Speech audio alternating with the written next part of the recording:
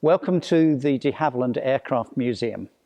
We hope you've enjoyed this channel and particularly the videos that we've been putting out recently about the DH.106 Comet, the world's first commercial jet airliner. There's a lot of material both from our channel and elsewhere on the internet about this famous aircraft.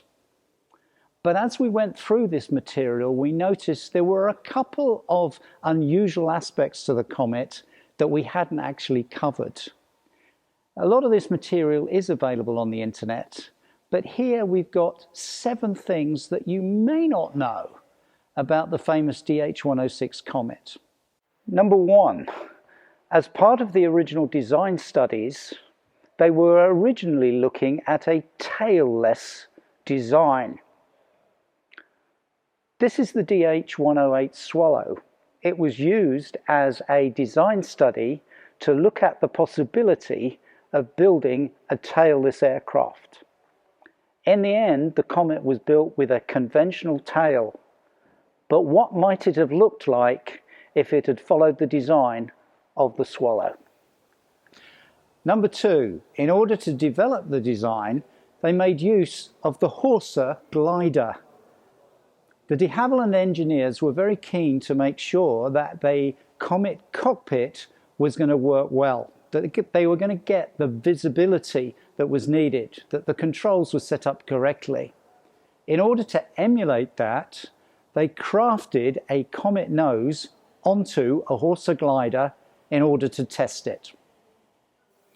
Number 3, the glue that was used to put together the Comet, the Redux glue, was developed by Aero Research Limited in Duxford during the Second World War. The idea of gluing materials together rather than using riveting had been pioneered by de Havilland for many years. It was used in the Mosquito. Later on they used Redux in the Hornet, and for the Comet itself the majority of the stringers were glued to the mainframe.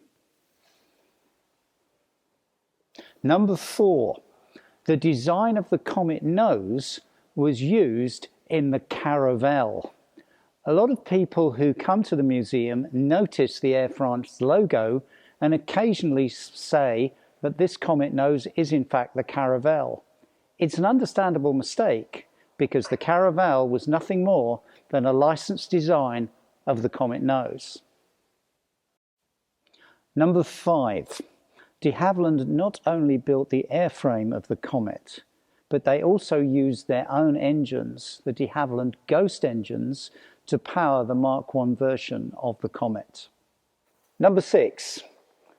There were design studies looking at the possibility of building a bomber based on the design of the Comet.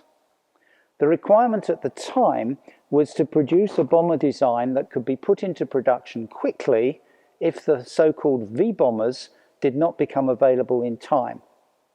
In the end, nothing came of that design study, but it's intriguing to think what would have happened if there'd been a bomber version of the Comet. Number 7.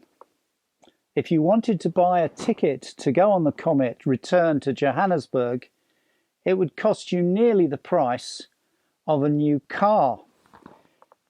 A return ticket was £315.